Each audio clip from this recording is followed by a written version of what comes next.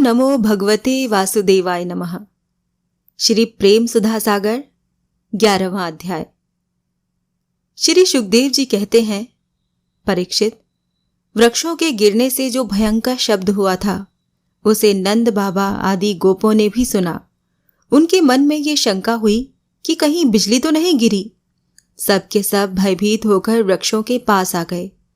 वहां कुछ पहुंचने पर उन लोगों ने देखा कि दोनों अर्जुन के वृक्ष गिरे हुए हैं। यद्यपि वृक्ष गिरने का कारण स्पष्ट था, वहीं उनके सामने ही रस्सी में बंधा हुआ बालक उखल खींच रहा था, परंतु वो समझ न सके कि किसका काम है। ऐसी आश्चर्यजनक दुर्घटना कैसे घट गई, ये सोचकर वो कातर हो गए। उनकी बुद्धि भ्रमित हो गई। वहां कुछ बालक खेल रहे थे। उन्होंने कहा, अरे, इसी कन्हैया का तो काम है।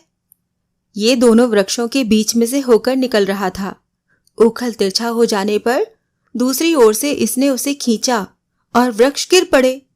हमने तो इनमें से निकलते हुए 2 पुरुष भी देखे हैं। परंतु गोपों ने बालकों की बात नहीं मानी। वो कहने लगे, एक नन्हा सा बच्चा इतने बड़े वृक्षों को उखाड़ डाले, ये कभी संभव नहीं है। नंद बाबा ने देखा उनका प्राणों से प्यारा बच्चा रस्सी से बंधा हुआ उखल घसीटता जा रहा है। वो हंसने लगे और जल्दी से जाकर उन्होंने रस्सी की गांठ खोल दी। सर्वशक्तिमान भगवान कभी कभी गोपियों के फुसलाने से साधारण बालकों के समान नाचने लगते, कभी भोले भाले अनजान बालक की तरह गाने लगते। वो उनके हाथ की कठपुतली उनके सर्वथा अधीन हो गए। कभी उनकी आज्ञा से पीढ़ा ले आते, तो कभी दुसेरी आदि तौलने के बटखरे उठा लाते, कभी खड़ाऊं ले आते, तो कभी अपने प्रेमी भक्तों को आनंदित करने के लिए पहलवानों की भांति ताल ठोकने लगते। इस प्रकार सर्वशक्तिमान भगवान अपनी बाल लीलाओं से ब्रजवासियों को आनंदित करते और संसार में जो लोग उनके रहस्य को जानने वाले हैं उनको ये दिखलाते कि मैं अपने सेवकों के वश में हूं।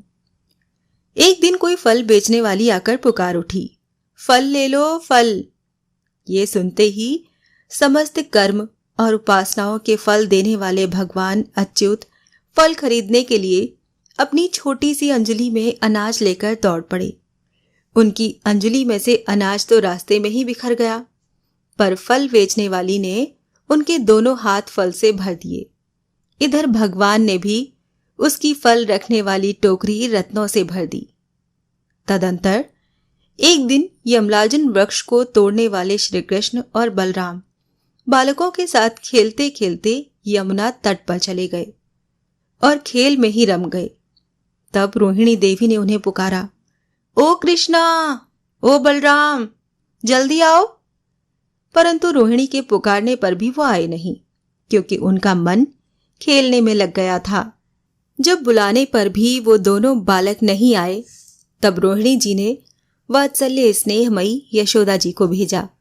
श्री कृष्ण और बलराम ग्वाल बालकों के साथ बहुत देर से खेल रहे थे। यशोदा जी ने जाकर उन्हें पुकारा। उस समय पुत्र के प्रति वात्सल्य स्नेह के कारण उनके स्तनों में से दूध आ रहा था। वो जोर जोर से पुकारने लगी, मेरे प्यारे कन्हैया, ओ कृष्ण, कमल नयन, श्याम सुंदर, बेटा आ जाओ, अपनी माँ का दूध पी लो। खेलते खेलते थक गए हो बेटा, अब बस करो। देखो तो सही, तुम भूख से दुबले हो रहे हो। मेरे प्यारे बेटा राम, तुम तो समूचे कुल को आनंद देने वाले हो। अपने छोटे भाई को लेकर जल्दी से आ जाओ। देखो भाई, आज तुमने बहुत सवेरे कलेऊ किया था, अब तो तुम्हें कुछ खाना चाहिए। बेटा बलराम, ब्रजराज भोजन करने के लिए बैठ गए हैं, परंतु अभी तक तुम्हारी बाट देख रहे हैं। आओ, अब हमें आनंदित करो। बालकों, अब तुम लोग भी अपने अपने घर जाओ। बेटा देखो तो सही, तुम्हारा एक एक अंग धूल से लथपथ हो रहा है। आओ जल्दी से स्नान कर लो, आज तुम्हारा जन्म नक्षत्र है। पवित्र होकर ब्राह्मणों को गोदान करो। देखो देखो, तुम्हारे साथियों को उनकी माताओं ने नहला धुलाकर मीज पोंछकर कैसे सुंदर सुंदर गहने पहना दिए हैं। अब तुम भी नहा धोकर खा पीकर पहन ओढ़कर तब खेलना। परीक्षित, माता यशोदा का संपूर्ण मन प्राण प्रेम बंधन से बंधा हुआ था। वो चराचर जगत के शिरोमणि भगवान को अपना पुत्र समझती और इस प्रकार कहकर एक हाथ से बलराम तथा दूसरे हाथ से श्री कृष्ण को पकड़कर अपने घर ले आई। इसके बाद उन्होंने पुत्र के मंगल के लिए जो कुछ करना था वो बड़े प्रेम से किया। जब नंद बाबा आदि बड़े बूढ़े गोपों ने देखा कि महावन में तो बड़े बड़े उत्पात होने लगे हैं, तब वो लोग इकट्ठे होकर अब ब्रजवासियों को क्या करना चाहिए इस विषय पर विचार करने लगे। उनमें से एक गोप का नाम था उपनंद। वो अवस्था में तो बड़े थे ही, ज्ञान में भी बड़े थे। उन्हें इस बात का पता था कि किस समय किस स्थान पर किस वस्तु से कैसा व्यवहार करना चाहिए।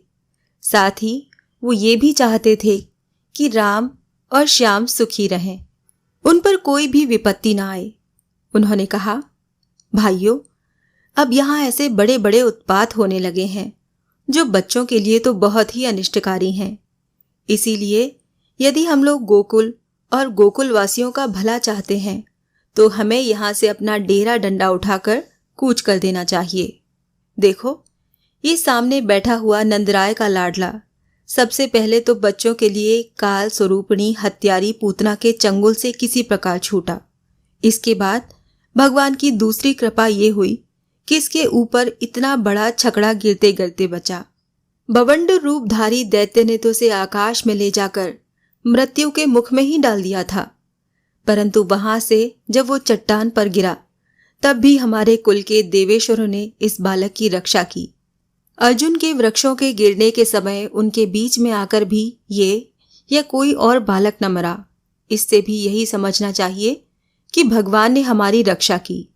इसीलिए जब तक कोई बहुत बड़ा अनिष्टकारी अरिष्ट हमें और हमारे ब्रज को नष्ट न कर दे, तब तक ही हम लोग अपने बच्चों को लेकर अनुचरों के साथ यहाँ से अन्यंत्र चले चलें। वृंदावन नाम का एक वन है, उसमें छोटे छोटे और भी बहुत से नए नए हरे हरे वन हैं।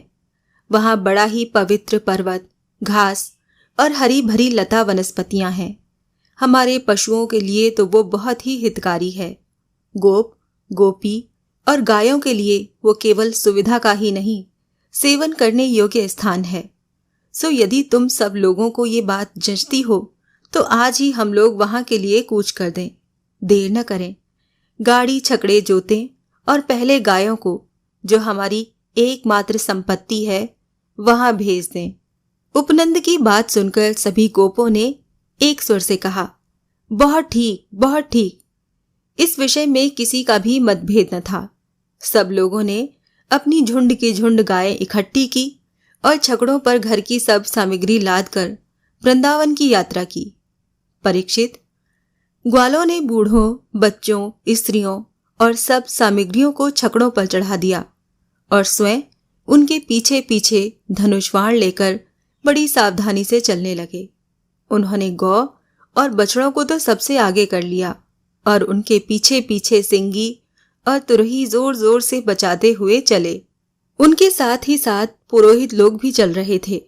गोपियां अपने अपने वक्ष स्थल पर नई केसर लगाकर, सुंदर सुंदर वस्त्र पहनकर, गले में सोने के हार धारण किए हुए रथों पर सवार थीं और बड़े आनंद से भगवान श्री कृष्ण की लीलाओं के गीत गाती जाती थीं। यशोदा रानी और रोहिणी जी भी वैसे ही सज धज कर अपने अपने प्यारे पुत्र श्री कृष्ण और बलराम के साथ एक छकड़े पर शोभायमान हो रही थीं।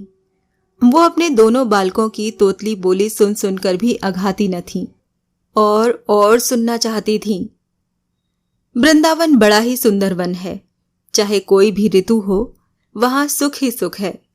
उसमें प्रवेश करके ग्वालों ने अपने छकड़ों को अर्धचंद्राकार मंडल बांधकर खड़ा कर दिया और अपने गोधन के रहने योग्य स्थान बना लिया।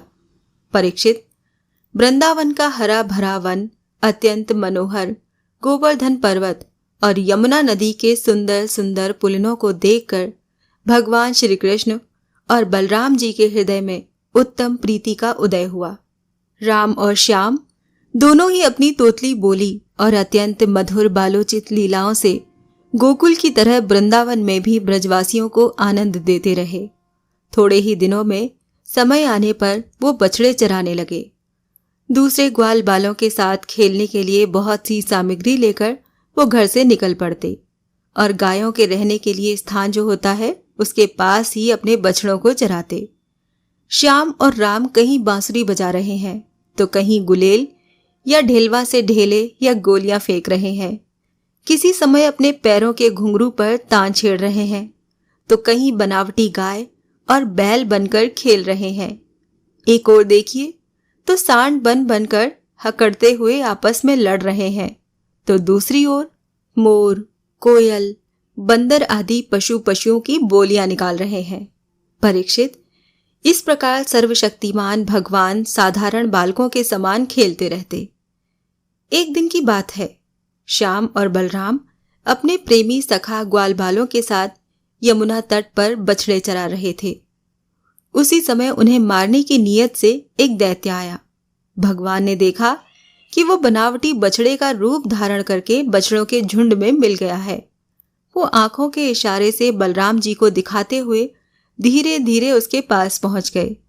उस समय ऐसा जान पड़ता था मानो वो दैत्य को तो पहचानते नहीं और उस हट्टे गट्टे सुंदर बछड़े पर मुग्ध हो गए हैं।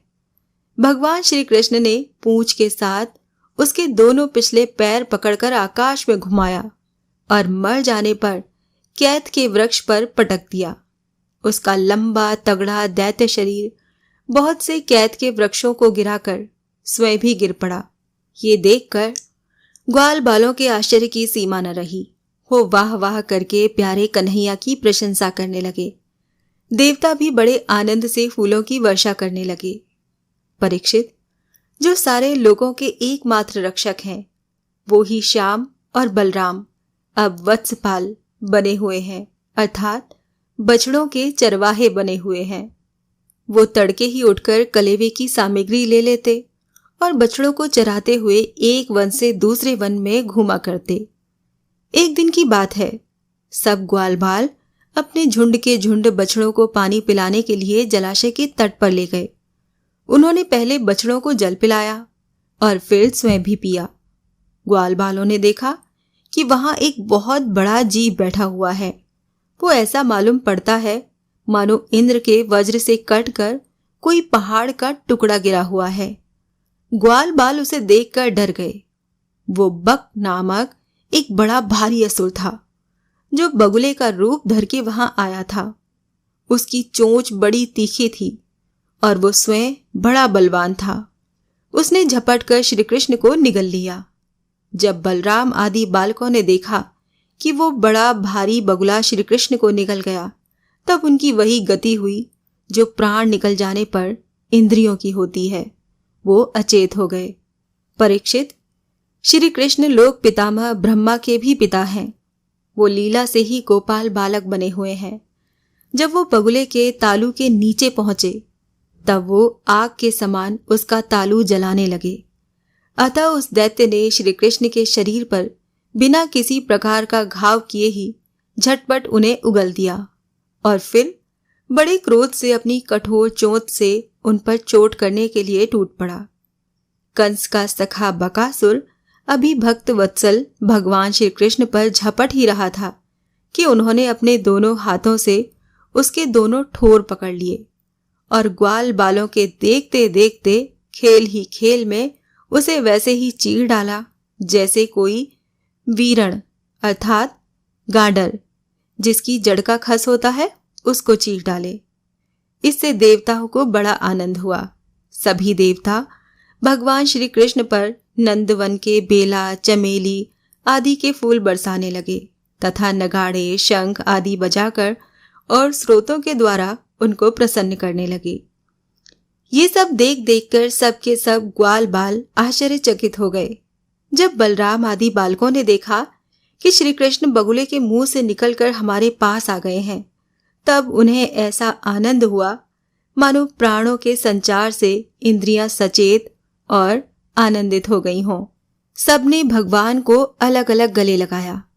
बाद में अपने अपने बछड़े हाँककर सब ब्रज आए और वहां उन्होंने घर के लोगों से सारी घटना कह सुनाई।